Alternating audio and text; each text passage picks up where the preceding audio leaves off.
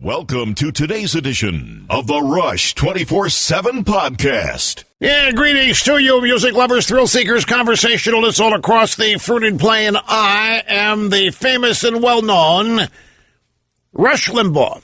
Not right-wing radio talk host Rush Limbaugh, just the famous and well-known Rush Limbaugh. And I have been doing this a long time. And that means I have a lot of perspective. And I bring a lot of experience. And I'm going to share and apply it, practically everything we do today, as I do each and every day. Greetings, great to have you with us. And if you want to be on the program, the telephone number is 800-282-2882. The email address, lrushbo@eibnet.us. Could the pollsters once again have it all wrong? Could the pollsters be mistaken, or could they be lying to us?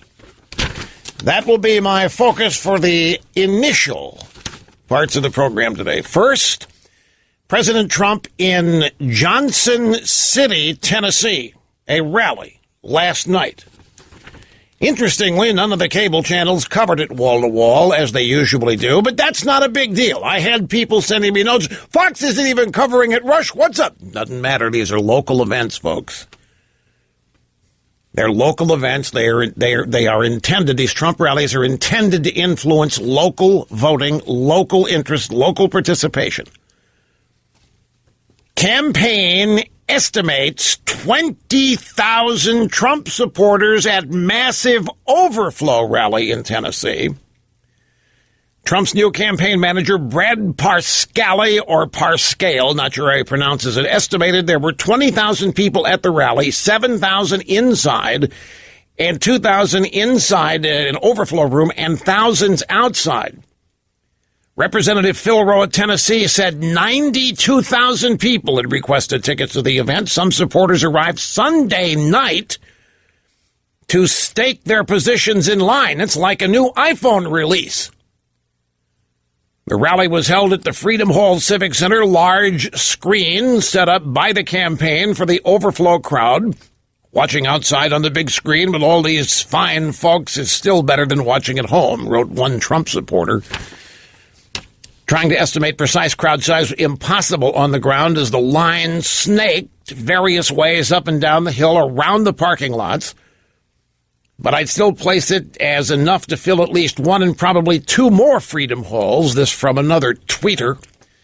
So 92,000 tickets requested, 20,000 people in attendance in Little Johnson City, Tennessee. What's going on here?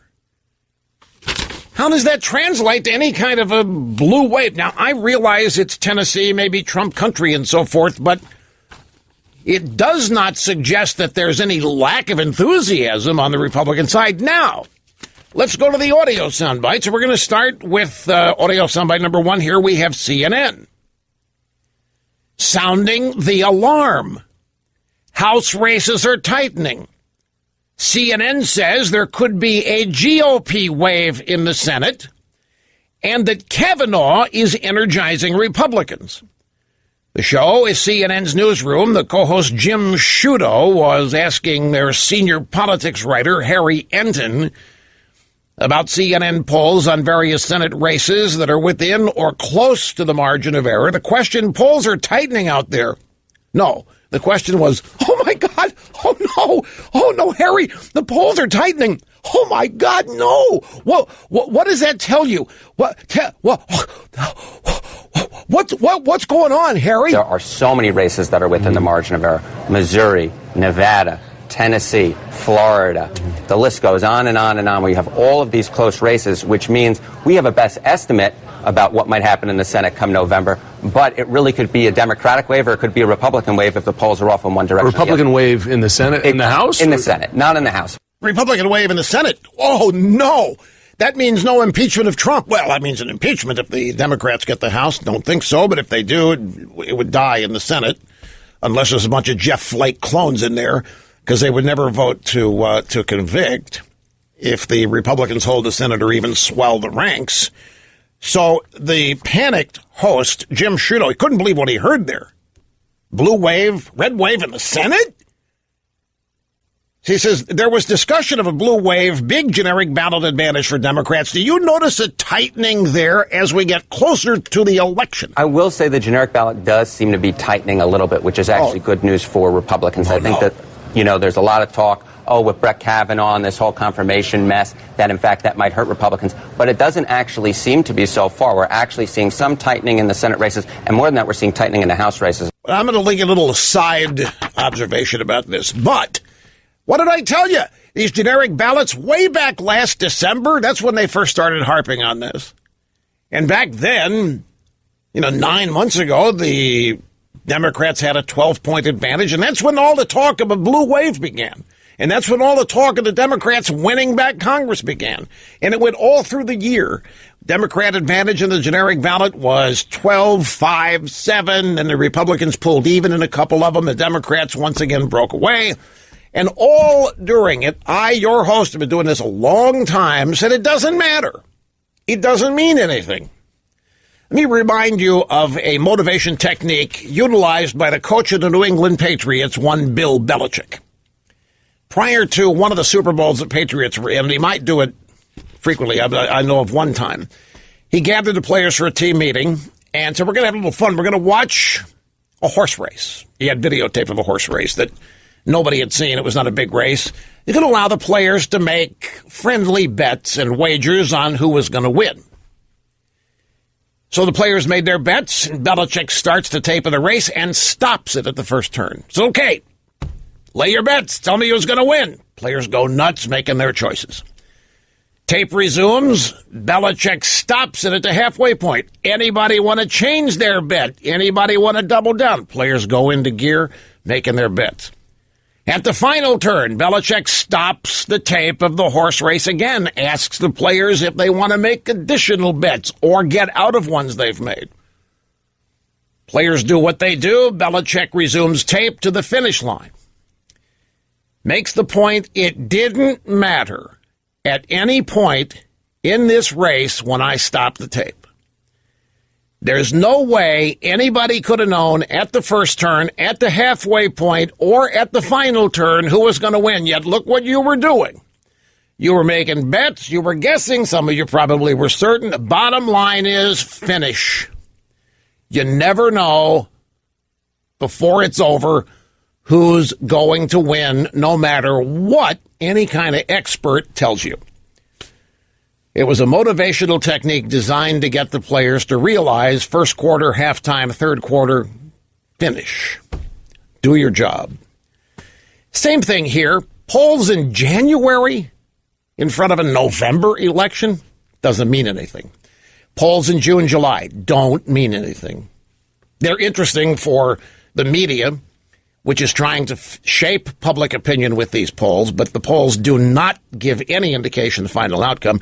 A poll in July or August would not have contained any of the Kavanaugh news, so how relevant could it have been? Answer, none. Zilch, zero, nada.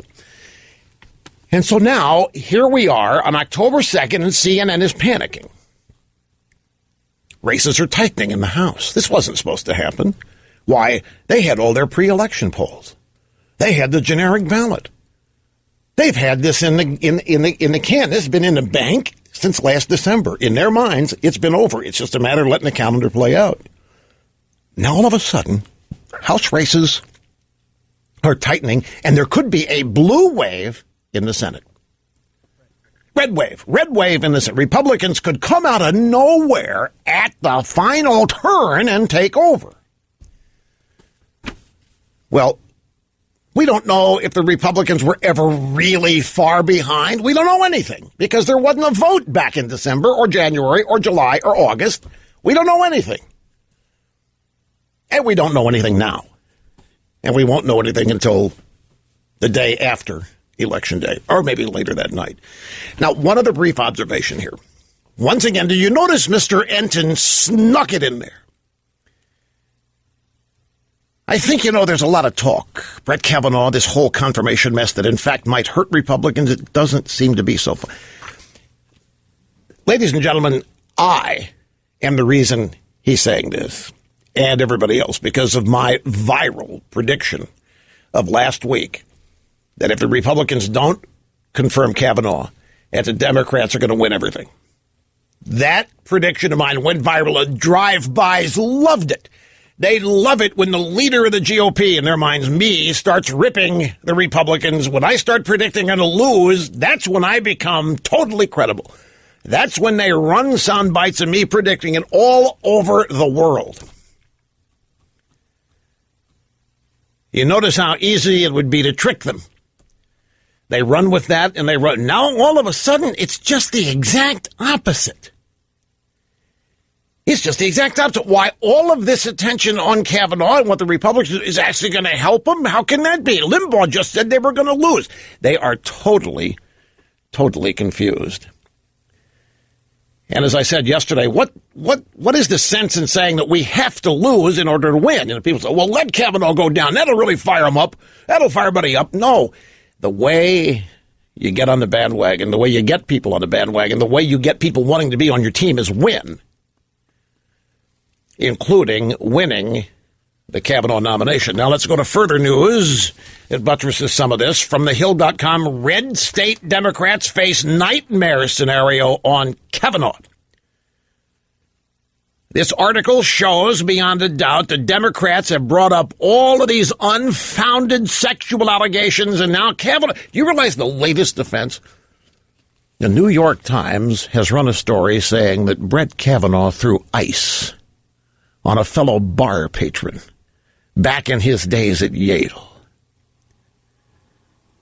He threw ice. This goes to show just how unfit for the Supreme Court Brett Kavanaugh is. Of course, the New York Times, when learning that Bill Clinton told Juanita Broderick, put a little ice on your lip, babe, while walking out of the room after allegedly raping her, they thought that was not worthy of being published or printed. That wasn't enough to that. I mean, put some ice on that lip, babe.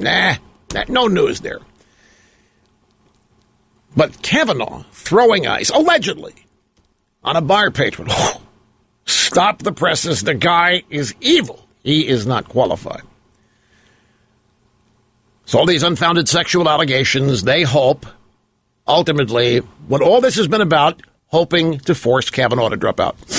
That's what they have, just like the Mueller investigation.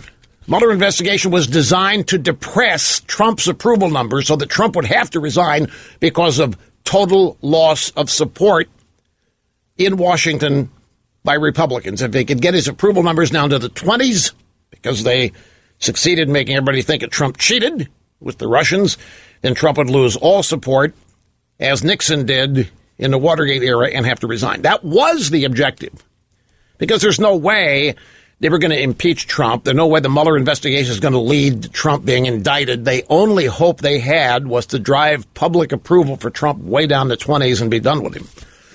What they're trying to do here is force Kavanaugh to resign from the nomination, withdraw, or to force Trump to withdraw. That and delay. They still hope that they can force Kavanaugh out. A second Democrat, this is from the article here at thehill.com, a second Democrat senator said there's widespread disbelief in the caucus that Kavanaugh is holding on. Quote, I just had a conversation with a colleague who said they couldn't believe he hasn't dropped out yet. That's a quote from an unnamed senator at the story at thehill.com. This isn't going well. David French at National Review, a never-Trumper, maybe the leader of the never-Trumpers, nevertheless has a piece claiming the Kavanaugh case is collapsing. The case against Kavanaugh is collapsing because the witnesses don't have any evidence. They've got no proof of anything. Swetnick, Ramirez, Ford, add it all up, and there's zero corroboration. And one of these women appears to be not all there. The Swetnick babe. Details forthcoming. So hoping Kavanaugh would withdraw, hoping Trump would pull the nomination has been one of the objectives here, along with delay. The story for thehill.com, Senate Democrats up for re-election this year in deep red states face a nightmare decision on how to handle Kavanaugh. Vulnerable Democrats are hoping Republicans will force him to withdraw his nomination, allowing them to avoid politically divisive votes. This is an important point. It has not been stressed enough. The Democrats thought that by running with every disgusting allegation they could find, no matter how unsubstantiated, they would be able to force Kavanaugh to drop out or force Trump to withdraw his name. It hasn't worked. Kavanaugh won't cave. And the number of arrows they have in their quiver is dwindling. The Democrats in the toughest positions are Senators Heidi Heitkamp of North Dakota, Joe Donnelly of Indiana, and Joe Manchin of West Virginia. Heitkamp and Manchin are undecided. Both are seeking another 6-year term in states that Trump won by double digits in 2016. And I'm back to the crowds that Trump is drawing. 92,000 requests for tickets. Johnson City, Tennessee, 20,000 people show up. People line up 2 days in advance to hope to get in. Kind of flies in the face of Trump's losing his luster out there. So Donnelly, Heitkamp, Manchin. Now you might say, well, where's Susan Collins? Well, Susan Collins is, I want the FBI to investigate the gang rape allegation. They have been. The babe Swetnick is she's not withdrawing it, but she's, well, maybe Kavanaugh wasn't, but he was standing outside, and this is too big a coincidence. So she's pulling back on the allegation that he started and organized and then participated in the gang rapes. What more do you need, Miss Collins? She doesn't have any evidence. She's backing off of it. Avenatti's doing damage control now. Missouri Senator Claire McCaskill falls behind her Republican opponent after opposing Kavanaugh. Polling data doesn't suggest any of this is going to happen. Republican candidate in Missouri, Josh Hawley. McCaskill now far behind. One poll shows her far behind Hawley. According to the Federalist, the new poll by Remington Research Group, 48% said they're planning to vote for Hawley, 46% McCaskill. That is way below how McCaskill has been performing and will be back, so hang on. Welcome back. Rush Limbaugh, great to have you with us here at the EIB Network and the distinguished Limbaugh Institute for Advanced Conservative Studies, Advanced Anti-Media Studies, and Anti-Leftist Studies. The drive-by media, ladies and gentlemen, continuing to try to make this investigation that's supposed to be over in a week as confusing as possible. President Trump said back on Friday that he was leaving all this to the Senate. He totally backed away from it, says, it's their problem, it's their issue, let them handle it. But now the New York Times and the Washington Post, the rest of the drive-bys, are claiming the White House is calling the shots behind the scenes and expanding the scope of the FBI's inquiry. Made this point yesterday. New York Times could not wait to run the story. White House expanding inquiry. It came the same day we had a leak from Fox News that the FBI said they're ready to wrap up today. A lot of people reacting to that, by the way. Now, I have an article here at thehill.com that says the White House is denying everything. They're denying that they're calling the shots, and they're denying expanding the scope. And Trump did not expand the scope. He simply reacted at a rally to what the media is saying. He got a little suckered in by NBC News reporting a bunch of fake news that the White House was limiting the scope. Trump said, I'm not limiting anything. That became White House expands scope, which is what the Democrats want. So there's a whole bunch of fake news in this that we will straighten out today. Now, looky here, the New York Times headline, Kavanaugh questioned by police after bar fight in 1985. This is about the ice throwing incident. Kavanaugh was accused of throwing ice on someone for some unknown reason 33 years ago.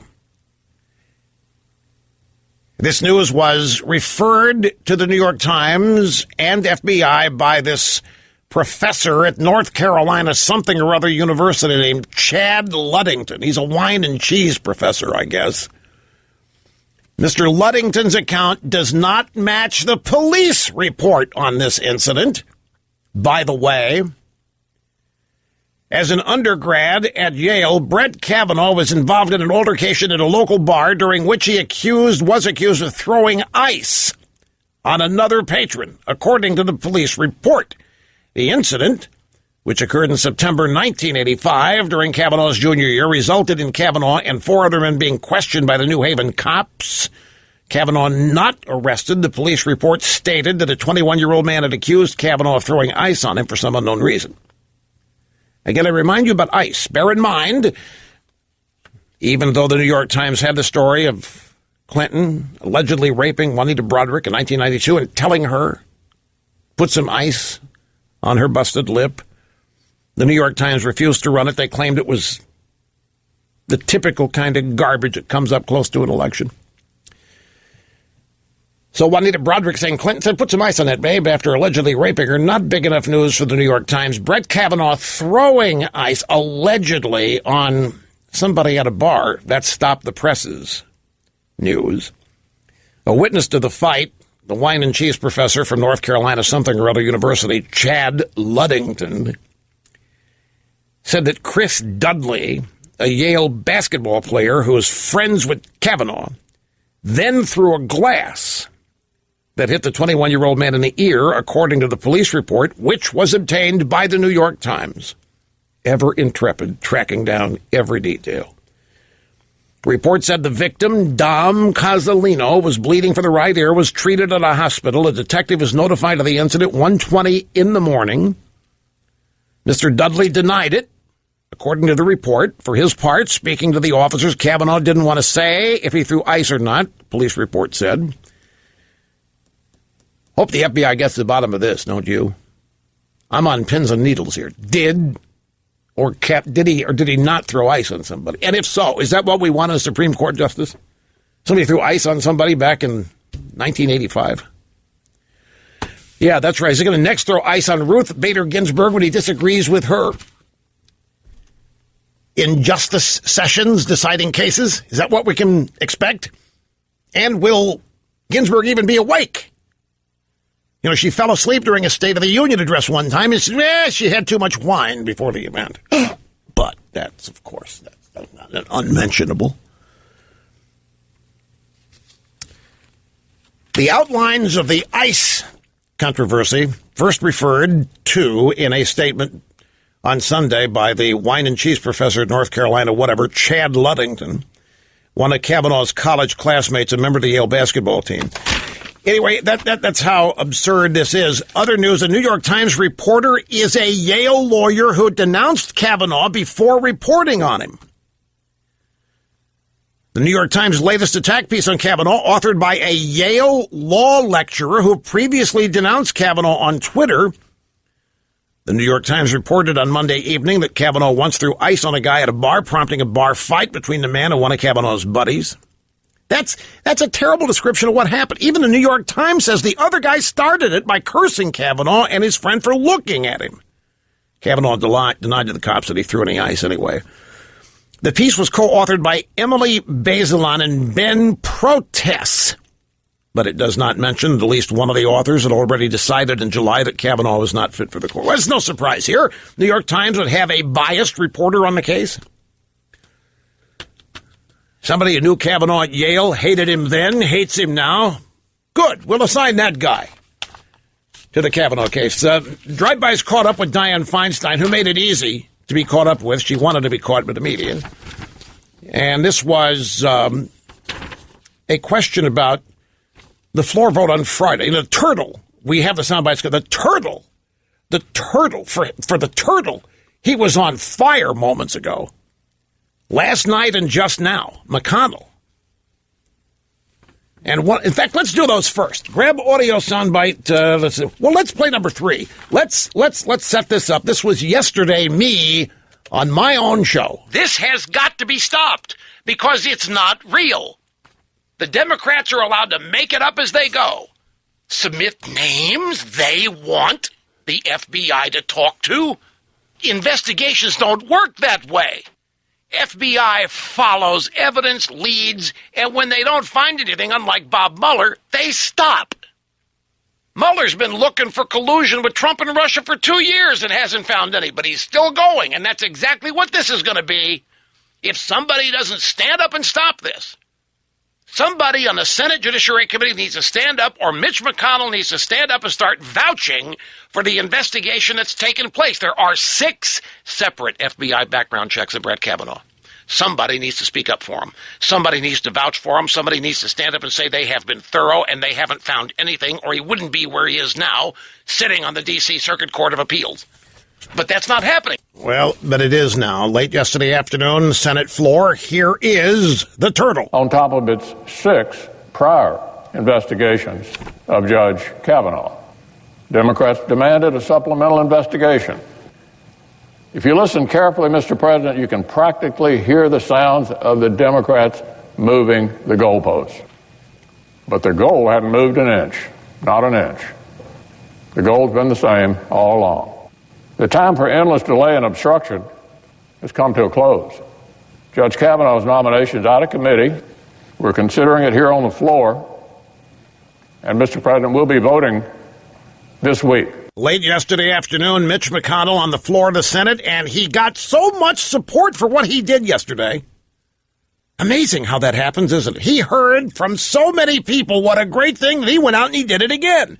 He went out there again, and he recycled the old Bill Clinton line to boot. Here's McConnell from just, a couple hours ago. When Judge Kavanaugh demonstrated his widely acknowledged brilliance, open-mindedness, and collegiality at his confirmation hearings, some chose a darker road. The politics of personal destruction were willfully unleashed. After the FBI shares what they've found, senators will have the opportunity to vote.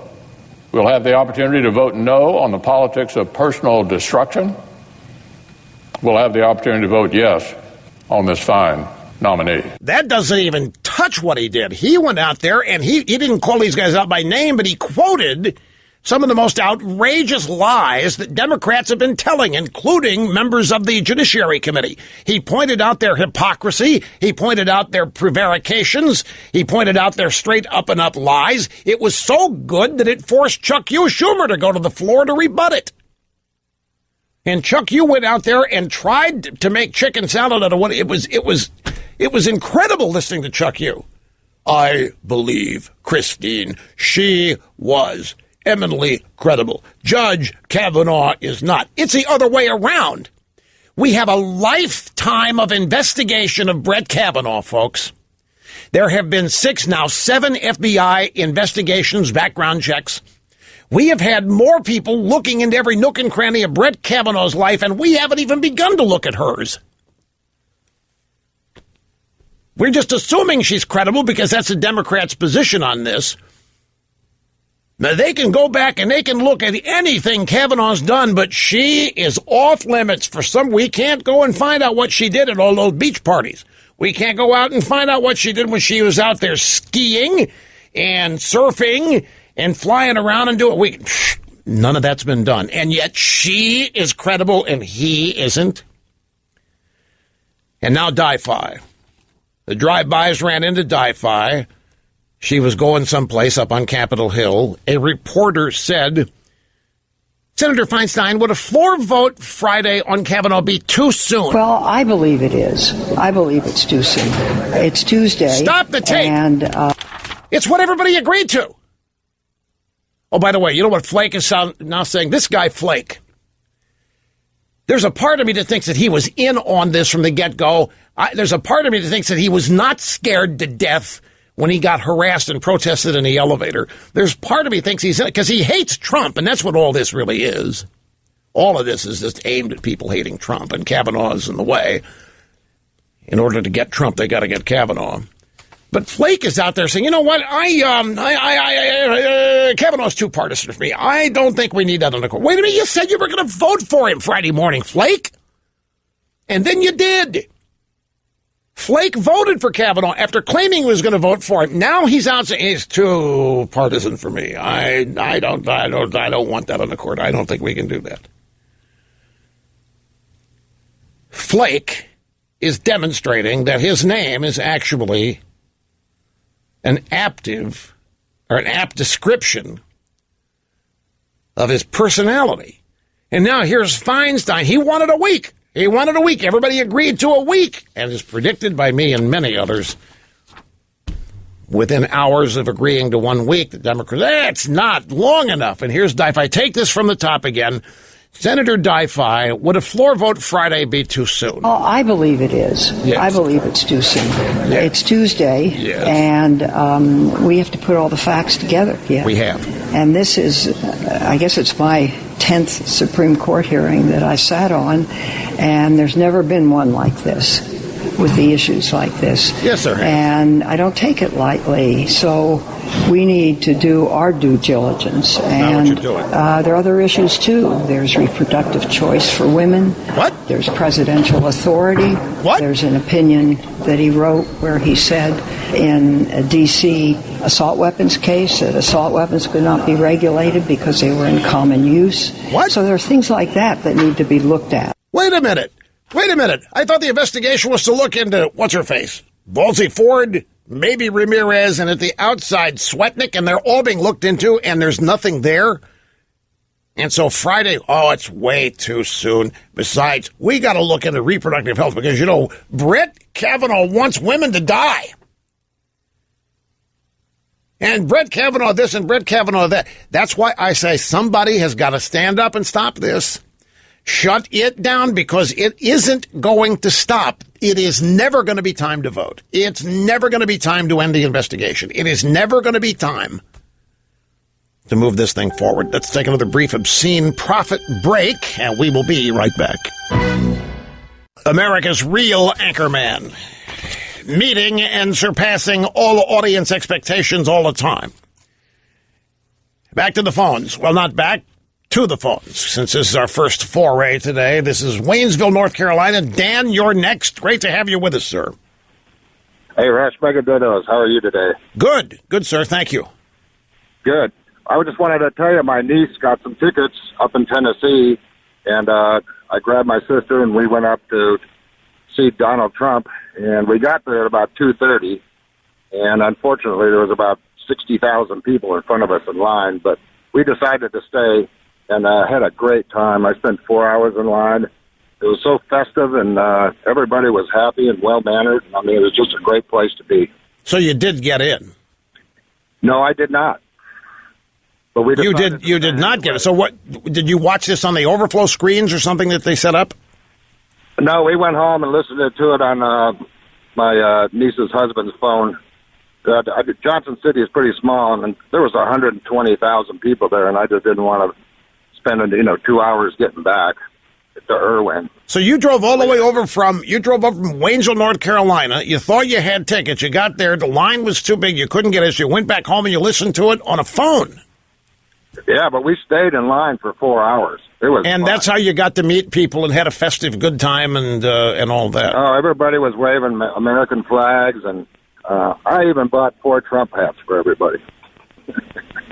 Did you see any depression, sadness, defeatism over the fact that the Democrats are going to win everything in November? No, sir. There was none of that, and there was no protesters. And I'm telling you, everybody had a great time. In fact, there was a gentleman that started walking back down the field, and he told me that he was 4 away from getting in, and he still had a smile on his face. He says, "Isn't this great?" Well, it sounds like the news reports of this we had are accurate. Of course, this doesn't jibe with any of the news we keep hearing about Republicans being depressed, uneager, waning enthusiasm, and all of that. And it's just this kind of thing, all during the 2016 campaign. Remember, all of the experts said, this doesn't matter. You can't judge the way an election is going to go by campaign rallies. They don't mean anything. I mean, every candidate's going to have rabid followers that'll show up every. It doesn't mean anything. Well, Hillary didn't. She couldn't fill a thimble by comparison. But they relegated all of these Trump rallies and the enthusiasm and the high attendance to irrelevancy. And they're doing it again. In this case, they're ignoring it. When they do report on it, it's always with a smirk about the attendees and where Trump goes. And they are forgetting that Trump is not doing national rallies. He's doing local rallies for local candidates. By the way, have you noticed, if you've watched any of these, that the candidates Trump is going in to endorse always endorse Trump? They endorse the Trump agenda. They speak glowingly of Trump. I saw a story in the drive-by media commenting on this. It said Trump demands that the candidates he's going in to support sing his praises. This is a critical piece trying to show Trump as insecure, dictatorial, and demanding people on the ballot that may not even support him. They have to laud him. They have to talk about how great he is or he won't show. And it's more fake news, and it's an ongoing attempt to impugn everybody associated with Republicans and Republican candidates and so forth. But the reality on the ground of this rally in Johnson City or any of the others can't be denied. The evidence is there for one and all to see. Back after this. Okay, so we just heard Dianne Feinstein say, wait a minute, we got to go back and look at Kavanaugh's rulings on Roe versus Wade and assault weapons. What is that? You weren't able to stop him on those during all of your exhaustive hearings, so you went for rapist and you went for ice thrower, and now you're back to saying his decisions pose a threat? Folks, it means they've got nothing on all this sex stuff if DiFi's taken this back now to his danger represented by the decisions that he's made, which they've already been through inside out. We will be back. And we're back, my friends. The fastest 3 hours in media. The Rush Limbaugh program. A thrill and a delight every day to be with you here.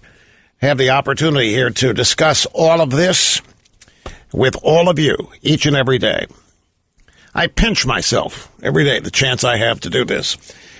Thank you so much for being there. Telephone number 800-282-2882 if you want to be on the program. The email address lrushbo@eibnet.us. You've got to hear this. I was just made aware of an audio soundbite happened on PMS NBC this morning. Bill Burton, who is the former deputy Obama White House press secretary, was talking about me and Kavanaugh. They were monitoring this program. It doesn't surprise me a bit that the Obama people are still monitoring this program. And I'm just going to tell you, I'm not surprised. I did not predict this, but I wondered if somebody was going to notice what I did yesterday. Here's Craig Melvin, the host, setting up Burton with the question. Let me ask you really quickly here, Mr. Burton, about this Washington Post article today.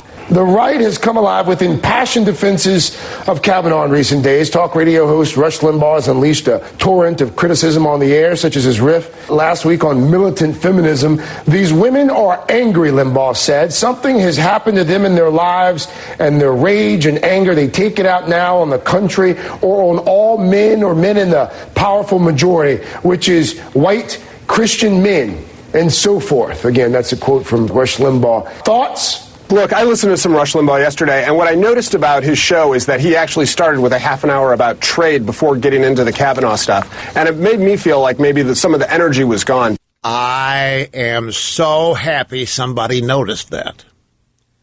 Now, if you were listening yesterday, you know why I did it, because I told you why I did it. I told you why I opened with NAFTA, and I'll repeat myself again. We started out by pointing out Trump had done a 30 to 45-minute ceremony announcing NAFTA in the Rose Garden, and he had all the people that had helped make it happen there. And I pointed out that this is something that the press is going to, they're there in attendance, but all they want to ask Trump about is Kavanaugh. They're not asking about NAFTA. They're going to look past it because to them it isn't any big deal. It's trade, big whoop. They're missing it again. This is a seminal Trump campaign issue. something that he promised, something that he committed to doing and came through and did it. He got rid of NAFTA. And I knew that if I didn't open the program talking about it, we wouldn't talk about it because it would be swept away by the Kavanaugh stuff. So I, as I told you yesterday, opened with it to make sure that we discussed it here and to make sure you in this audience heard the discussion and realized the importance of it. Because it's relevant when you start talking about election turnout in November.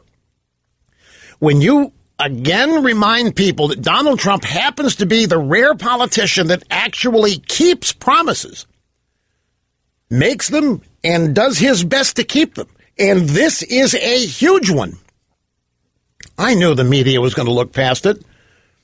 The media was going to think that Trump's probably using it to distract people from Kavanaugh because of how badly Kavanaugh's going. That's in their minds. That's not at all what was going on. Trump was singing his own praises because he should have been. It's a huge achievement. Let me tell you something else about this. Since Mr. Burton has availed me the opportunity to talk about this again, nobody is talking about this, but I'm here to tell you that gutting NAFTA, when you go inside the Beltway, when you get into the heart of the swamp, when you get into the bowels of the Washington establishment, gutting NAFTA is killing them. NAFTA, if you go back to 1991 and 92 when NAFTA was put together, the entirety of the Washington establishment, I mean intelligence, foreign policy, State Department, Commerce Department, Marketing Department, everybody was in on it. It was a huge deal. It mattered to the swamp because it was one of the first early steps toward establishing the concept of globalism.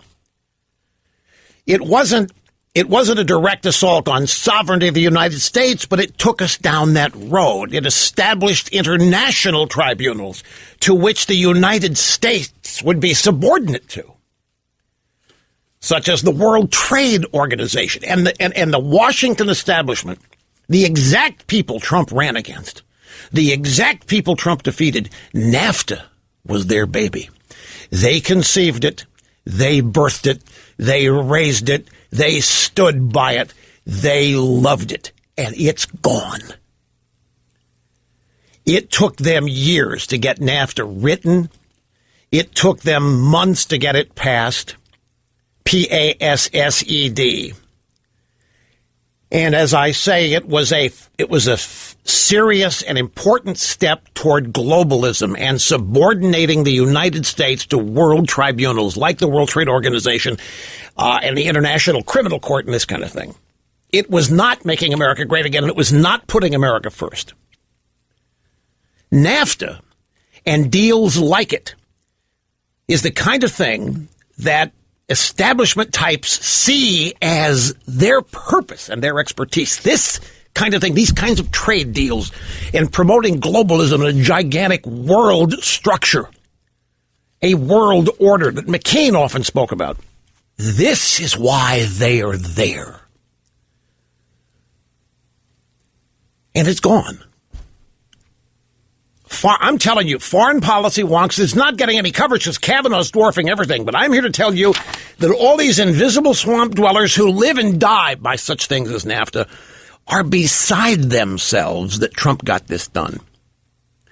It is a huge middle finger to them.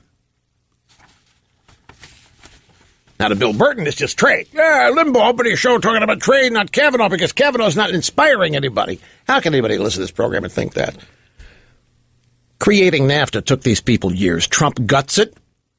He replaces it in months. And to add insult to injury, the Mexicans and the Canadians want to be part of it. They ask to be part of it. Their noses are not out of joint. They're not crying and moaning about the loss of NAFTA. They want in on this new Trump deal. And that is also profoundly insulting to the swamp dwellers. They can't see straight. This is just more hatred for Trump. It's blinding them. And now there's a companion story. I didn't have a chance to get to it yesterday. The Chi-Coms are getting ready to lower their trade barriers on U.S. exports because of Trump's tariffs. It's all working. This is something these guys never even tried to do. To straighten out the trade imbalance with the Chicoms, the swamp dwellers never even tried to do that. That was just another circumstance we had to accept in the modern world. And watch what's going to happen next. I'll tell you right here and now, Iran is going to come to the table. You watch when that happens. This is all falling into place for Trump, exactly as he said, exactly as he is making happen. I don't know how many of you do wire transfers, but there's a form of wire transfer called SWIFT. And if Europe goes ahead and puts in a replacement for SWIFT, Trump is liable to freeze the Iranians out of using it, meaning it have trouble moving their money around. That's why I brought it up, because it is such a huge deal in so many ways. It's a huge deal in turning the swamp upside down and inside out, and it is a huge deal for Trump making America great again, putting America first, and following through on a deeply, deeply committed and highly touted campaign promise. Trade deals were among Trump's top 3 campaign issues. It's not an accident that 90,000 people tried to get in to see Trump in Johnson City, Tennessee, after the NAFTA deal is done. The people in Washington, the drive-by media, are totally missing this. It's not sexy to them. It's not a big deal. NAFTA, trade deal, yeah. Screw Trump for doing it, but they don't have any ability to see its connection and its relevance and its importance in Trump supporters remaining revved up and loyal. And then there's this. One more soundbite featuring your host, CNN.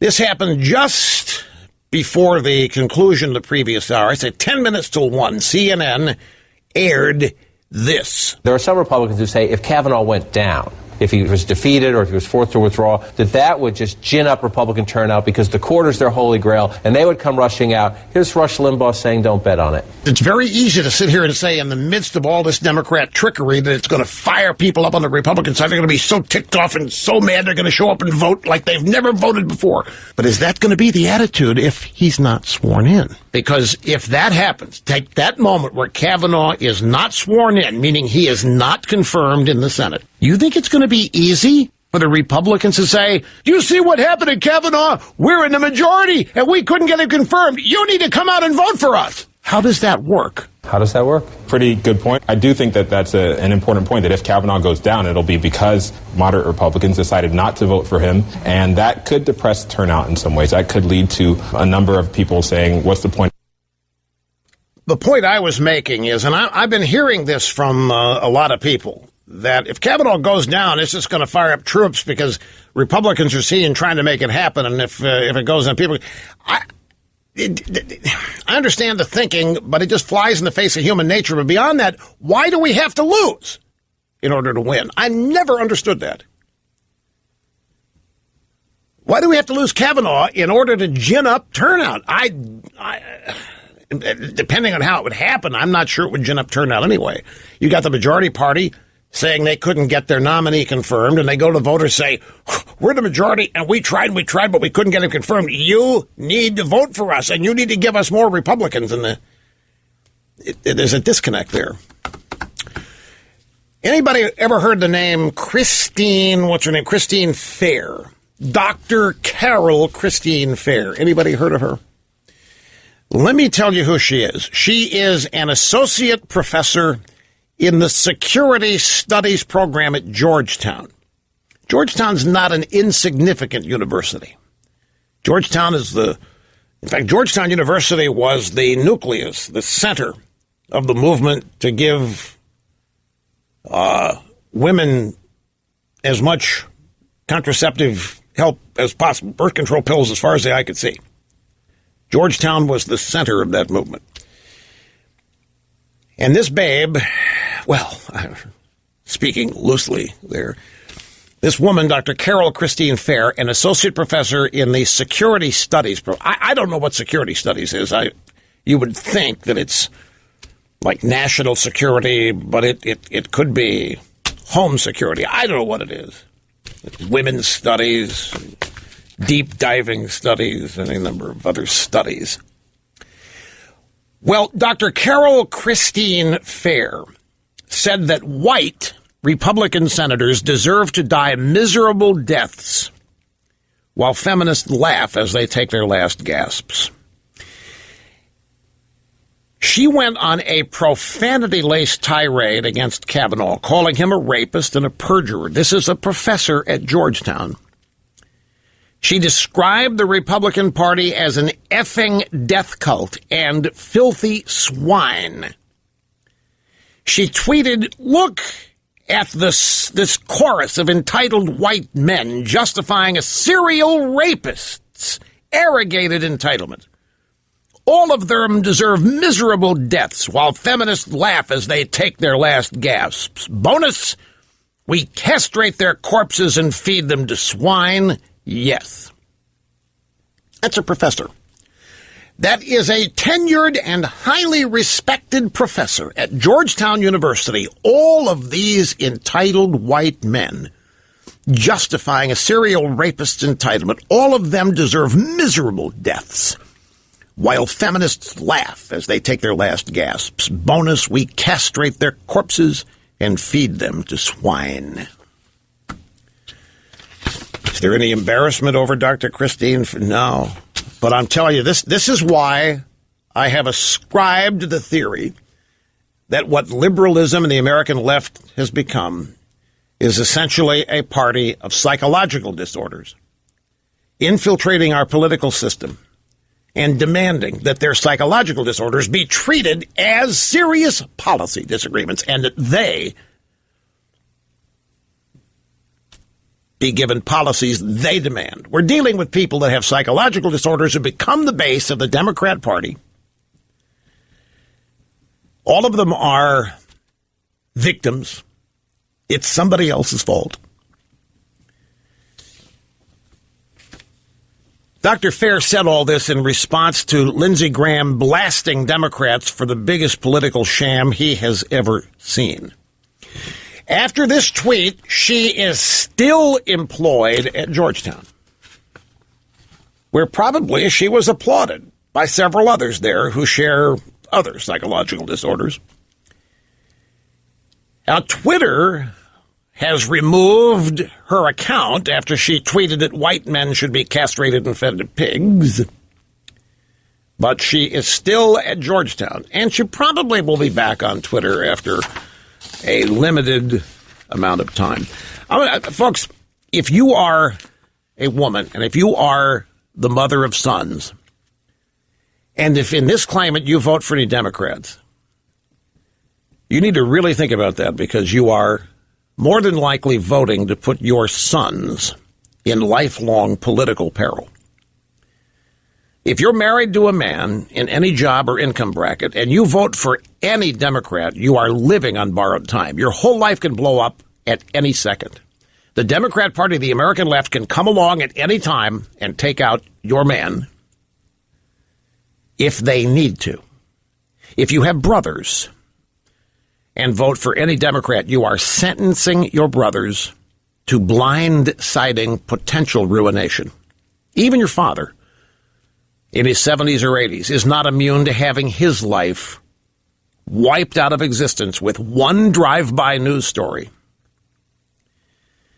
If you have any treasured men in your life, a high school or college friend, a mentor, a neighbor, a business partner, a pastor, a boss, a coach, if you have any men in your life that you love, respect, and like, and you vote for any Democrat, you are putting them all at risk. They are one drive-by media story or one moment of attention away from potential destruction. One accusation, regardless how uncorroborated or ridiculous it may be. I know that there are angry women like Christine Fair out there, and I know that there are angry women like Dr. Ford and others, but they are not the sample size of American women. If you're a standard issue, ordinary, normal, loving female living in America and you vote for any Democrat, You really need to stop and think about it. Okay, back to the phones we go. We'll cram our next exciting phone call into our remaining moments here. Auburn, Washington. Kirk, it's great to have you, sir. How are you? Mega dittos, Rush. I'm doing okay. Good.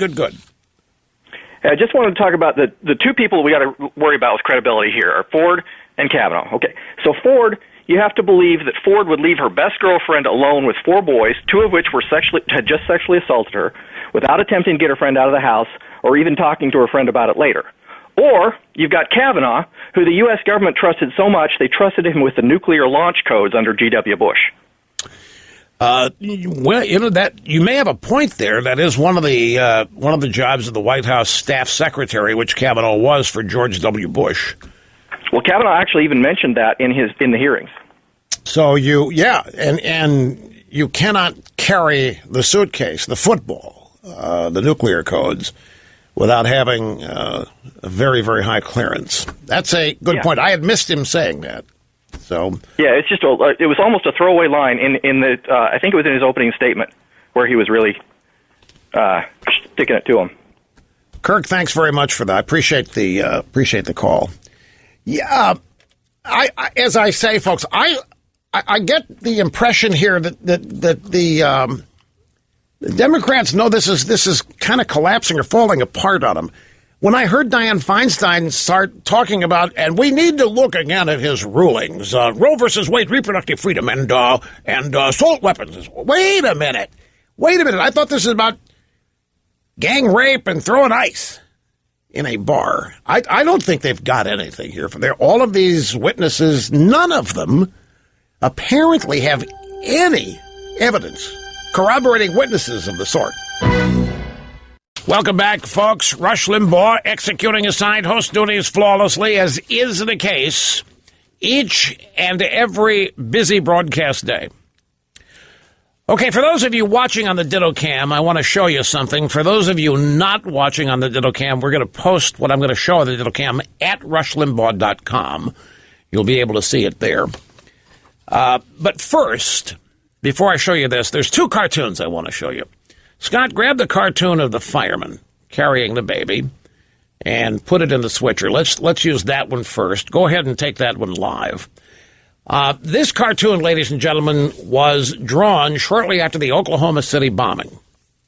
After President Clinton said that angry voices on the right speaking out against, and there was only one voice on the right. In 1992, I was it. There's some local talk shows, but CNN's the only cable outlet. There's no Fox News. There's no blogosphere. There's no new alternative media.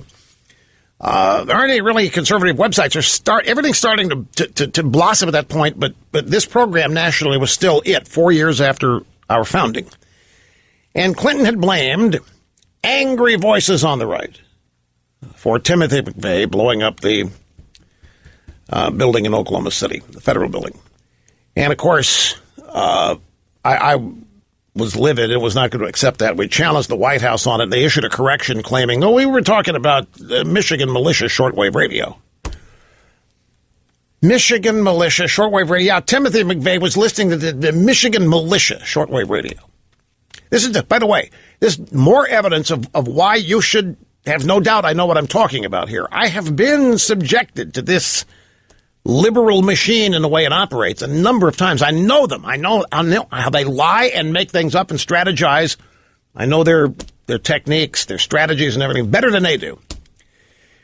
So a cartoonist by the name of Chris Britt, I think was his name, drew up a cartoon of a fireman carrying a dead baby. There was actually a cover of Time magazine. This picture of a fireman carrying a dead baby from the rubble was a cover on Time magazine. The artist did his cartoonish interpretation of it. And the fireman is thinking, as he's carrying the dead baby, damn right-wing radio. Well, one of the local hosts at the time, John Carlson, on the radio in Seattle, got hold of that fireman, had him on the air, wanted to know if that's what he was thinking as he was performing rescue duties at the Oklahoma City bombing. The fireman said, no. We all love Rush Limbaugh. We listened to Rush Limbaugh in the firehouse. Well, that cartoonist is back. Do you remember during the hearings, Brett Kavanaugh said that his 10-year-old daughter was praying, suggested the family pray for the woman, meaning Dr. Ford. And Judge Kavanaugh was starting to break down and tear up at that point, talking about the wisdom of his 10-year-old daughter. Same cartoonist is back. Some the Illinois Journal or some such thing. But the cartoon's now gone viral all over the web. And, of course, on Twitter and parts of Facebook, they love it. Switch that. Show this to the people watching on the Diddlecam. This is the cartoon. It has Kavanaugh's daughter praying at her bedside. The description in the upper left-hand corner, Kavanaugh's daughter says another prayer. And in the speech bubble in the cartoon, Kavanaugh's daughter says, "Dear God, forgive my angry, lying, alcoholic father for sexually assaulting Dr. Ford." Now, as I say, if you're not watching the program on the Diddlecam, which you can do as a member at rushlimbaugh.com, we'll have the cartoon eventually at rushlimbaugh.com. You don't have to be a member. You'll be able to see it. I'm not doing this as a come-on for membership.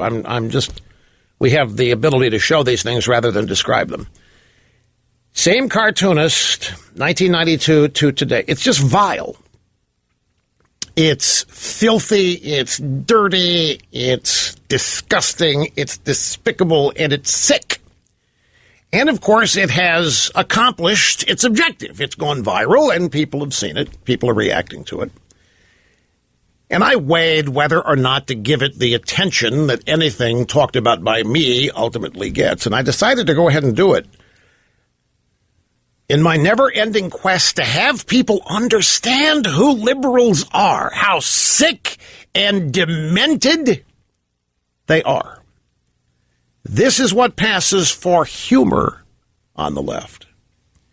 This is what passes for comedy. This is the kind of stuff that makes them laugh. Kavanaugh's daughter says another prayer. "Dear God, forgive my angry, lying, alcoholic father for sexually assaulting Dr. Ford."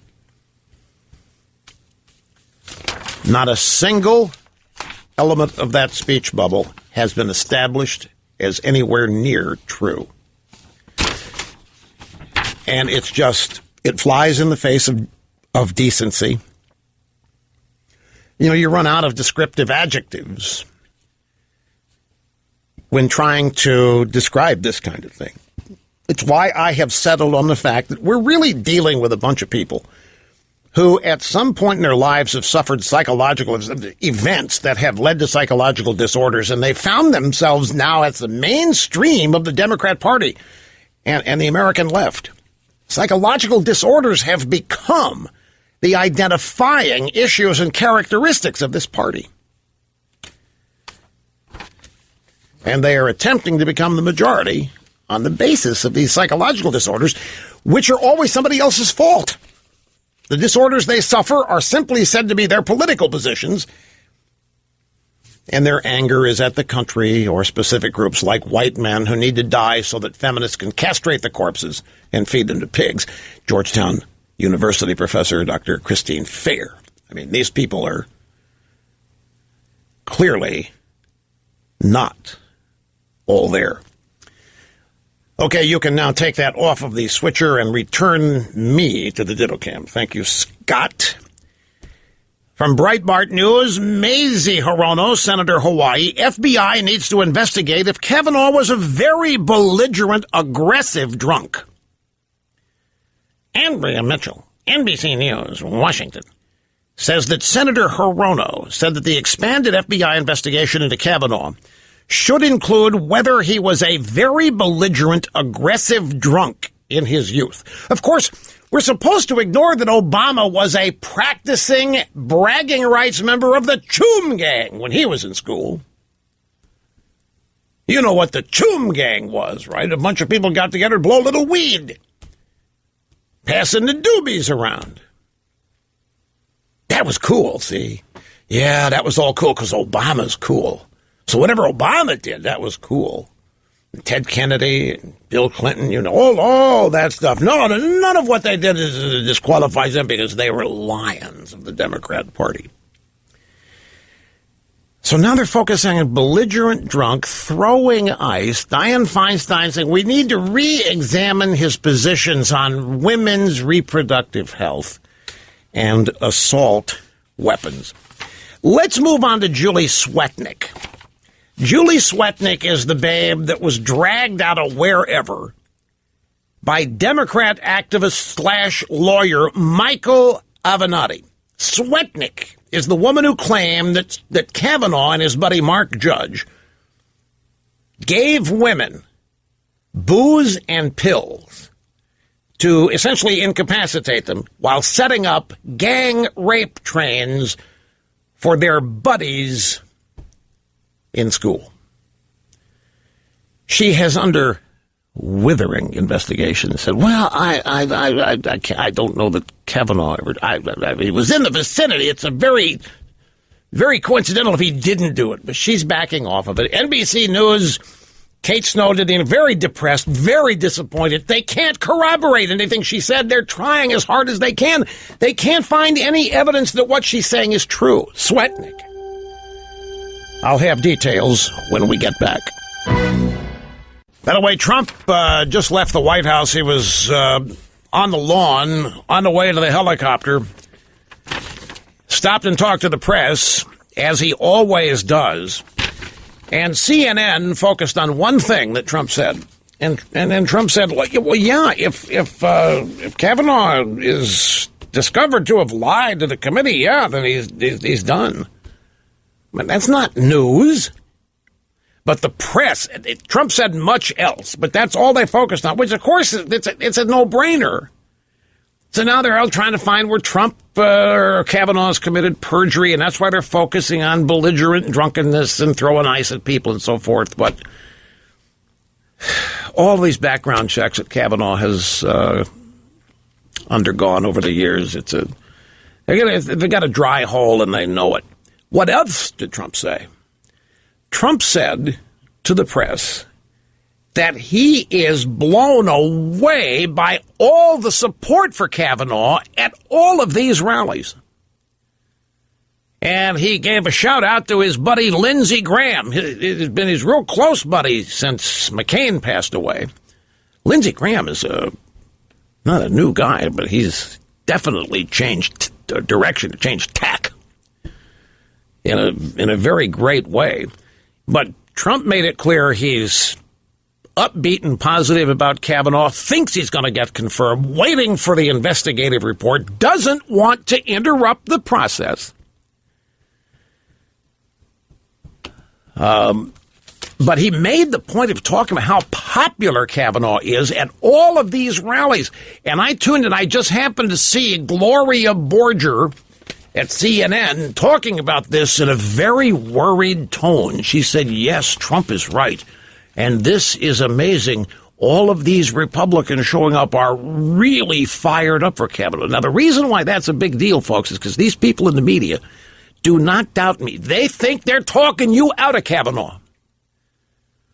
I mean, Schumer, he made a speech in the Florida Senate following McConnell today.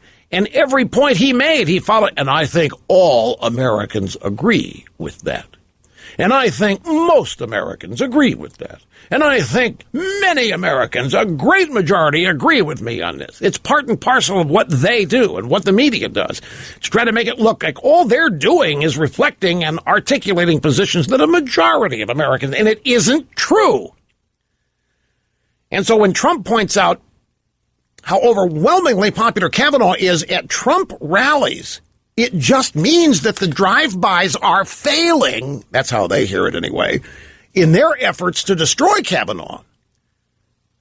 Because in their minds, what ought to be happening is people should be telling Trump to drop Kavanaugh. If the media were succeeding here, people at these rallies would be urging Trump to drop Kavanaugh for the sake of the party and the sake of Trump's presidency. It's the exact opposite. So don't doubt me on this. I'm telling you, these people in the media who have so much invested in their power, in their self-esteem related to their power, that when they see evidence that people are ignoring what they say, it hurts them to the quick. It disturbs them. Anytime you can demonstrate to them that what they're trying to make you think isn't working, you will succeed in upsetting them. And you might even get lucky enough to hear them talk about it, as I just did on CNN. NBC News, desperately trying to convict Kavanaugh. At the same time, they've been trying to convict Trump of colluding with Russia. NBC News has had to admit that they are unable to independently corroborate the claims of Julie Swetnick. Unable to independently corroborate Swetnick's claims, and has not spoken with anybody who says they saw Swetnick at parties with Kavanaugh. They can't find anybody that can place her there. But she says she was at 10 parties where Kavanaugh and his buddies were running rape trains, gang rape trains. They can't find anybody who saw Swetnick was a college student when Kavanaugh and his buddies were high school students. Everybody's asking, what's a college student, female, hanging around at a high school party for? And why keep going back to gang rapes if that's what's happening at these parties? You know what her lawyer said to that? Her lawyer said that she was doing research. Yeah. Julie Swetnick kept going to these gang rape parties to gather evidence, to do research. But NBC, and believe me, they're looking. NBC can't find anybody who says they saw Swetnick at parties with Kavanaugh. Kavanaugh has said he doesn't know Swetnick and has called her claims a farce. Ex-boyfriend says Swetnick threatened to kill his unborn baby. Was exaggerating everything. Look, Julie Swetnick isn't credible. Just like Christine Ford isn't credible. I don't mean to insult anybody here, but I've been through it 1,000 times. Ford, nobody she says was there says they were. She doesn't know where, when. She doesn't know what she said afterwards or how she got home. She doesn't know anything other than Kavanaugh did it. No credibility, and neither does Swetnick. So Swetnick isn't credible. Ford isn't either. Feinstein is not credible. The Democrat Party is not credible. The media is not credible. There is no credibility on the allegation side of this entire Kavanaugh story. Last night on Laura Ingram's show on Fox News, Julie Swetnick's ex-boyfriend Richard Vennessy details why the third Kavanaugh accuser is unreliable. Vennessy says that Swetnick never mentioned having been sexually assaulted to him. The ex-boyfriend of Julie Swetnick, a third woman to make uncorroborated, lurid allegations against Kavanaugh, told Fox News that she had threatened to kill his unborn child and at times even bizarrely asked him to hit her. Right after I broke up with her, she basically called me many times, and at one point she basically said, "You will never, ever see your unborn child alive."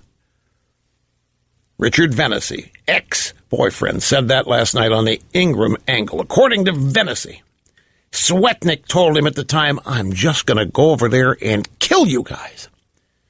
Swetnick is represented by Michael Avenatti, who didn't immediately respond to Fox News' request for comment, but in an interview on CNN Monday night, he cast doubt on the boyfriend's credibility and characterized him as an estranged ex-boyfriend. NBC, again, we can't corroborate any of the claims made by Julie Swetnick, and also her claims have now shifted. Swetnick said she saw boys congregating outside rooms, but, quote, "I didn't know what was occurring." Wait a minute. You started out saying there were gang rapes going on, and now she says, "I don't know." And she says that she never saw Kavanaugh in the room, but he was outside, she's sure, and that's not a coincidence, she says. Julie Swetnick, I cannot specifically say that Kavanaugh was one of the ones who assaulted me, but before this happened to me at the party, I saw him there. If he was one of those people that did this to me, there's no way in the world. Wait a minute, I thought he was running the show here. Now she can't place him there. Julie Swetnick.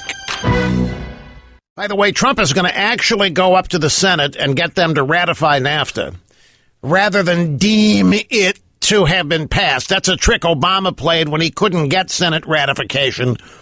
He would just deem it to have been passed and then implement it. It's one of the tricks he played with, I think, the Iran nuclear deal. And it's one of the reasons Trump was able to unwind that. Corker, loophole, everything else. But Trump's going to actually go up there and get this thing ratified, his new NAFTA deal. It's the United States-Mexico-Canadian Trade Agreement or some such thing. Greetings and welcome back. It's great to have you, Rush Limbaugh, executing assigned host duties flawlessly. Some people think that they have heard mistakes today, but they are wrong. And I'm not going to bother detailing that. I just want to acknowledge I'm getting some emails from people who think they've heard a couple, but it's not true. No mistakes. 800-282-2882 if you want to be on the program. I've got some Julie Swetnick sound bites. I want to share them with you. They are sound bites from NBC News interview. Kate Snow, the senior national correspondent for NBC News, used to be with CNN.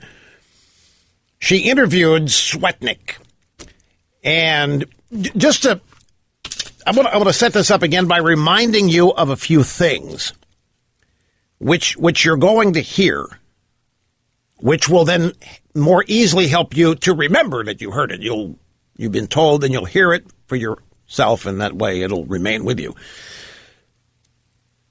She is taking back that Kavanaugh organized gang rape trains at these 10 Haskell parties she attended while a college student. Let me just tell you, as a former high school student who went to parties, if a college babe had shown up, it would have been nirvana. I'm just telling you, if a college babe had shown up, if a college guy had shown up, we would have all known the guy's striking out with college girls and is showing up to a high school party trying to impress the high school girls.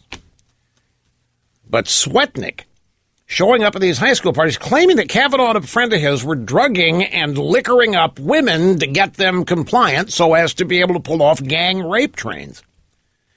And you'll hear her pull back, well, I can't say specifically that Kavanaugh was one of the ones who assaulted me, but before this happened to me at that party, I saw him there. He was there. If Kavanaugh was one of those people that did this to me, there's no way in the world he should go on the court, but you can't place him there other than say it's coincidental. So here we go with Kate Snow. The first question on our soundbite roster, can you tell me what happened as much as you're comfortable saying? I was at a party, and I remember that I started not to feel very well. And next thing I know, I was shoved into a room, and I'm having my clothes torn in different directions. I was touched everywhere. I was physically assaulted in every way you could possibly physically assault a woman. It was horrible. I had no way to fend them off. You know what I'm going to ask. Everyone is wondering if one of those people was Brett Kavanaugh. I cannot specifically say that he was one of the ones who assaulted me. What? Well, that's not what the original claim was. Your lawyer puts this last-minute claim out there. I can't. The NBC is starting to get deflated already. They think they've got the gold mine of interviews. They've got the get of gets. They've got Julie Swetnick. Problem is her lawyer didn't properly vet her because her lawyer didn't think with the media it'd be necessary. The media would accept whatever he tells them because the media wants to get Kavanaugh too. Now, NBC, I don't know if they're really vetting her or just trying to get confirmation here to add to what they want to do.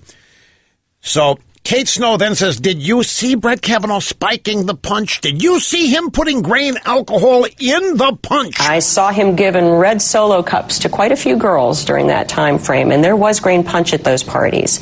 And I would not take one of those glasses from Brett Kavanaugh, excuse me. I saw him around the punch containers. I don't know what he did, but I saw him buy them, yes. Well, now what? You see what's happening? First, He set up the gang rape trains. He was responsible for drugging and alcoholing, liquoring up the women. Now, well, no, I can't say he assaulted. I mean, she apparently was assaulted in any which way you can imagine.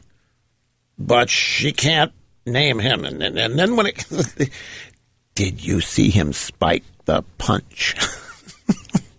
The punch. Grain out. Well, I saw him with a lot of red Solo cups. I wouldn't take a red Solo cup from Brett Kavanaugh no matter what you gave me. So now we've got the fear of the red Solo cup. How do we know it was a Solo cup? There's a lot of different manufacturers of cups, including Playtex. How do we know that it was a Solo cup? Solo is being sullied here, that their cups are being used in the abuse of women. Then NBC admits they cannot locate two of her witnesses. One of the witnesses she named says he never heard of her, and the fourth witness that she named is dead. We haven't heard from those friends, so I'm asking, are there people alive today who would say, I went to those parties with Yes, Julie? there are people that know about those parties. This morning, Swetnick provided 4 names of friends she says went to the parties with her. One of them said he does not recall a Julie Swetnick. Another of the friends she named is deceased. We've reached out to the other 2 and haven't heard back. Is the sound of air coming out of a balloon or any other inflatable object. Next, we go to Swetnick's former boyfriend, who was on the Ingram Angle last night on the Fox News channel. This is Richard Venici, is the pronunciation. The question: you claim that Miss Swetnick threatened you after you broke up with her. What types of threats are you alleging out there? Right after I broke up with her, she basically called me many times, and at one point she basically said, you will never, ever see your unborn child alive, and I'm just going to go over there, I'm going to kill you guys. She said she was going to kill you? Yes. Right. After she dealt with the unborn baby. They're going to do that first. You will never, ever see your unborn child alive. The Democrats really want to stand behind this? Is this what they want to vouch for? They're backing off of it. This is, again, I don't mean to be redundant, but Dianne Feinstein all of a sudden this afternoon bringing up the fact that we need to start looking again at his Roe versus Wade decision, women's reproductive health, and his assault weapons thinking on it. Why? That's been vetted long ago, and you didn't have anything to oppose him there. So... Can you imagine how they feel about this? I mean, they're fools to believe this was real in the first place, but they're so damn desperate. I need to go back. I need to find Sheldon White. Here it is, number 9. Sheldon Whitehouse. This guy's funny. This is the Democrat who, on Friday morning, the morning of the vote, held up one of the enlarged pages of Kavanaugh's calendar and said that he had figured out how to translate it. And the date he figured this could be the date where the incident Dr. Ford described happened. And he sought to try to translate some of the nicknames and phrases that Kavanaugh used on his calendar. Of course, in incriminating ways toward Kavanaugh. So on Good Morning America today, George Stephanopoulos of the Clinton War Room is talking to Sheldon Whitehouse. He's a Democrat from Rhode Island. Are you satisfied with the scope of the FBI inquiry? Can they finish this by Friday? I think I'm satisfied. We don't know all the details yet, but clearly if they have been given free rein to interview whomever they want, then that's a very good sign. The last thing we want is a sham investigation. I also think that there's a fairly small universe of witnesses here and a very big FBI. So, yes, I think they probably should be able to get this done by Friday if they really put the effort into it. Now, wait a minute. That just makes too much sense. That just doesn't fit with Chuck Schumer today on the floor of the Senate, who we have. Grab audio soundbite number 8. This is Chuck Yu. He went to the floor right after the turtle did and basically made the case that we're nowhere near ending this FBI investigation.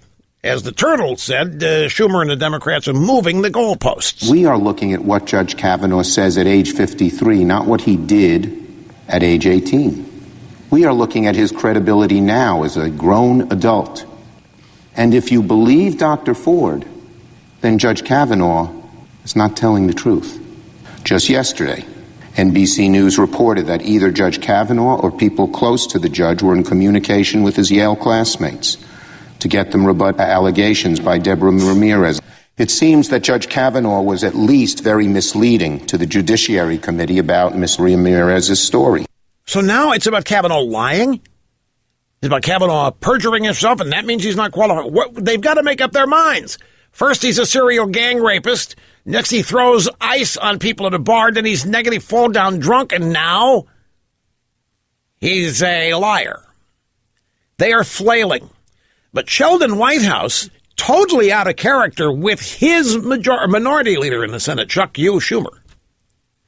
Yeah, I think Friday's fine. Yeah, there's not too many people to talk to here. FBI's got a lot of, sure, we can get this done.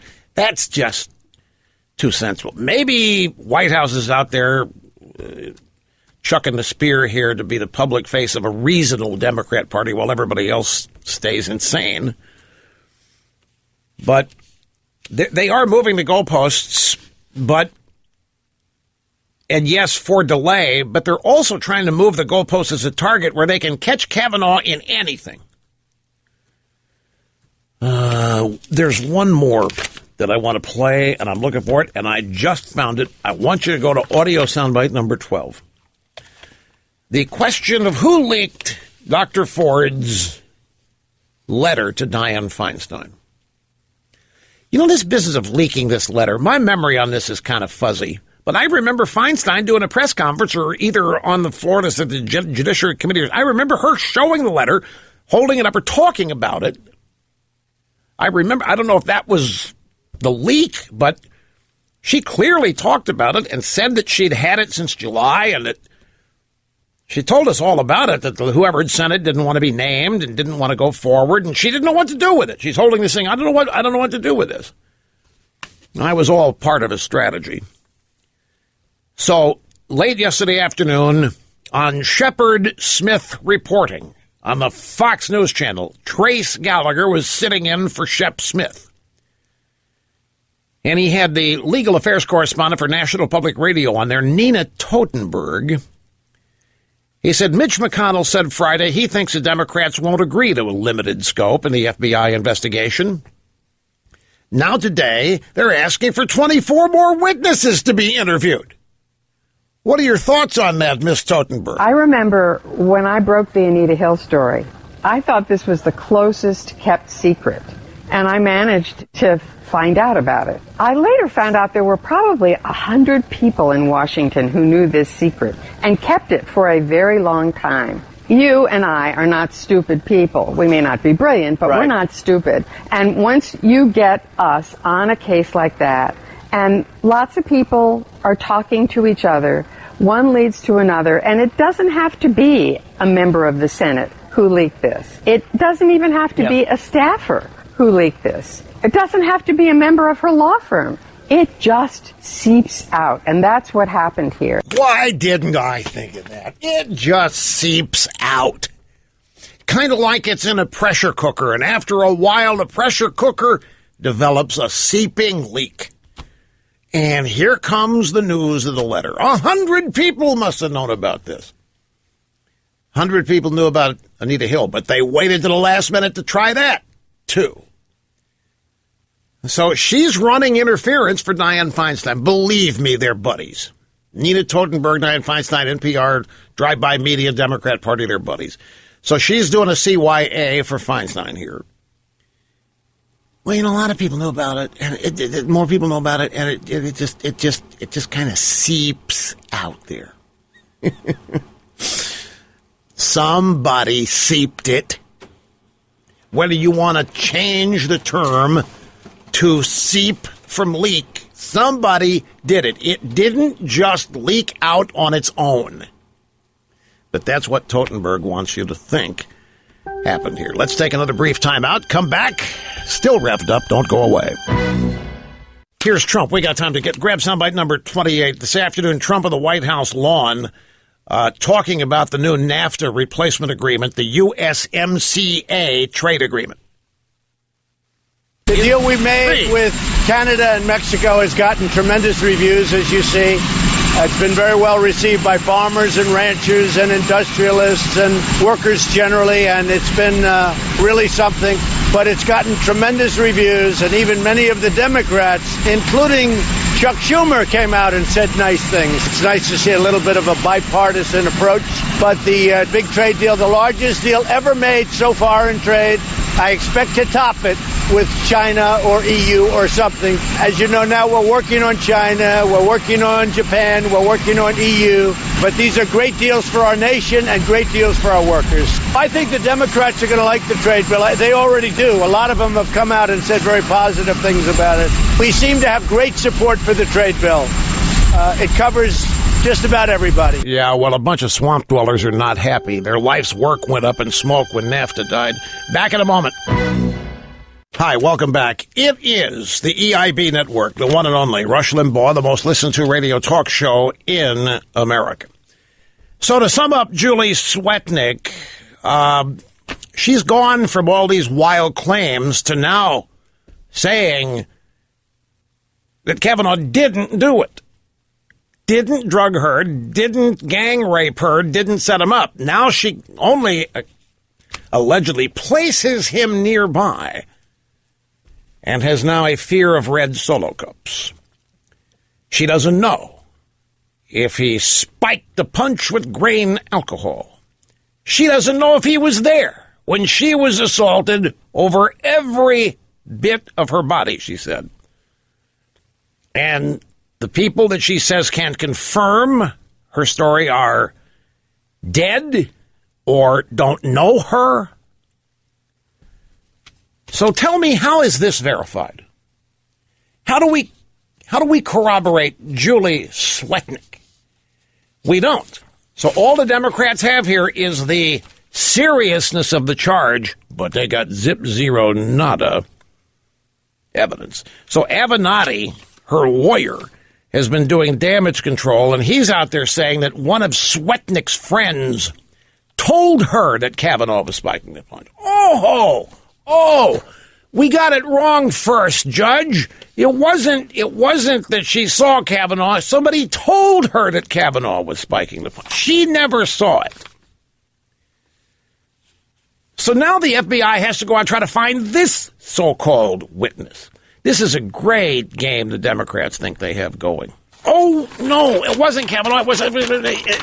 She saw somebody. That's why this stuff has got to stop. By the way, you heard Chuck Schumer in that soundbite, floor of the Senate, say Kavanaugh is talking to his friends at Yale. So what? Could somebody tell me what is wrong with Kavanaugh calling people he went to school with at Yale and asking them to tell people what they knew? What is so wrong with that? Even the tinge of suspicion attached to that. Do you think the Democrats aren't scouring the earth for people who will claim to be Julie Swetnick's buddies? Do you think the Democrats are not doing that? What is so wrong with Kavanaugh calling people he went to school with at Yale and asking them to remember all this stuff that didn't happen? I mean, even trying to confirm and prove your innocence, which shouldn't even be what Kavanaugh has to do, even that is now being accused by the Democrats. And all these there's a bunch of other people, classmates at Yale, claiming that Kavanaugh has lied about his binge drinking, but there aren't any witnesses that can show that. In the wake of Kavanaugh's testimony before the committee last Thursday, the media have doubled down on efforts to turn up evidence of illicit behavior in high school and college because they're trying to bolster Ford. They're trying to find anything, because Ford doesn't have anything either. They're trying to find anything to save her story.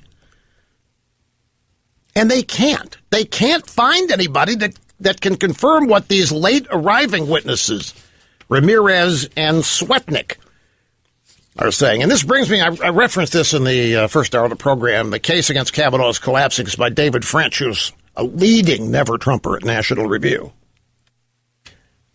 And I'm not going to, if I had more time, I'd give you some excerpts, some highlights. And I may still, I don't know. But I want to get back to phones. It's been a while since I've taken a phone call. So let's get back to that. Kansas City, Missouri, Yvonne, you're next. I'm glad you waited. Thank you, Raj. You bet. We love you here in Kansas City. Wish you would come back. Well, you know, I have a lot of friends in Kansas City, and I have been back periodically, but I do it on the down low. Right. Well, the reason I'm calling is I think sometimes I'm the only woman in the whole country that think that Dr. Ford's testimony was not credible, that her whole demeanor and her body language, it was just so rehearsed and coached. All from the way she acted behind the microphone, like she had never seen one before in her life. Her voice was quivering, and I don't mean to sound cruel, but I mean that was I can't believe that, you know, an intelligent and well-educated world traveler, public speaker, could get behind a microphone and act like she was just the most frail little wilted flower in the world, you know. You know, I didn't get to this yesterday. I had an audio soundbite. A Hollywood actress or an actress somewhere that I've never heard of did a video impersonation of Dr. Ford, and it was so spot on, and it was exactly what I noticed. Her speech pattern, those of us whose profession involves the voice know very well the various vocal techniques that professional vocalizers use. And she used to a great effect what is called up-talking or up-speaking, and that means to end every sentence on an up note. It promotes the idea that you're young and innocent and vulnerable, and it's what you say was the little girl type voice. This Hollywood actress did a perfect impersonation and is being destroyed. She put it on Twitter. She's being destroyed. She had to apologize for it and tell everybody she supports Dr. Ford. She just was amazed, and she wanted to do her impersonation to show her talent, but it got taken down. And I didn't get a chance to get to that video. Maybe we can drum it up from yesterday's archive and play it for you. But it's a perfect illustration of how she speaks. But I have to tell you something, Yvonne, you're not the only woman who doesn't believe her. The female prosecutor the Republicans hired, Rachel Mitchell, has put together a devastating forensic analysis of Dr. Ford's testimony. And it is, and I've got that here, but it prints out to 8 pages. I mean, there's no way I guess I could share various excerpts of it with you. But, I mean, it is just devastating on the substance. Forget the way she spoke and how she appeared and so forth. And the Democrats are acknowledging it as well. She's partisan. We can't take seriously anything that woman says, and they're so rejecting it.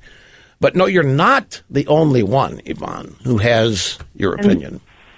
And, you know, I just didn't buy it for a minute. I really did. It's such a demure little, that's what she wanted us to believe she was. And also in her testimony, we watched it all day long. We just couldn't get away from it.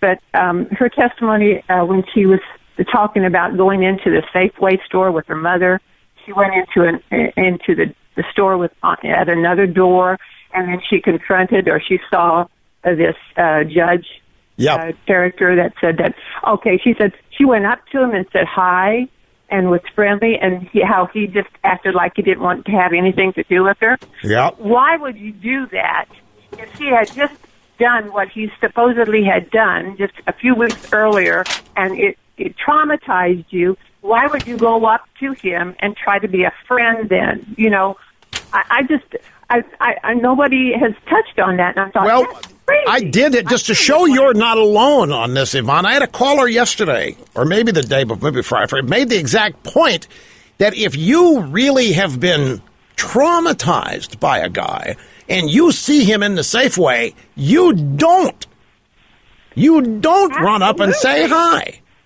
In fact, not even that. I know people who won't even go talk to people they've broken up with. See somebody nearby that they broke up with a year ago, 6 months. I don't want to go. I don't want to see that person. By the way, her saying Safeway is very, very important, folks, where she saw Judge, because Judge has written a book. It's part of his recovery therapy for drug addiction and alcoholism and depression. And he was told by the therapist to write a book, not a memoir, but to write a book about his problems. And he placed himself in Safeway stores as an employee. So she just happens to say she runs into him in a Safeway. And it's thought that that was strategy after having read his book, that it would give Ford credibility to cite the fact that she saw him in a Safeway store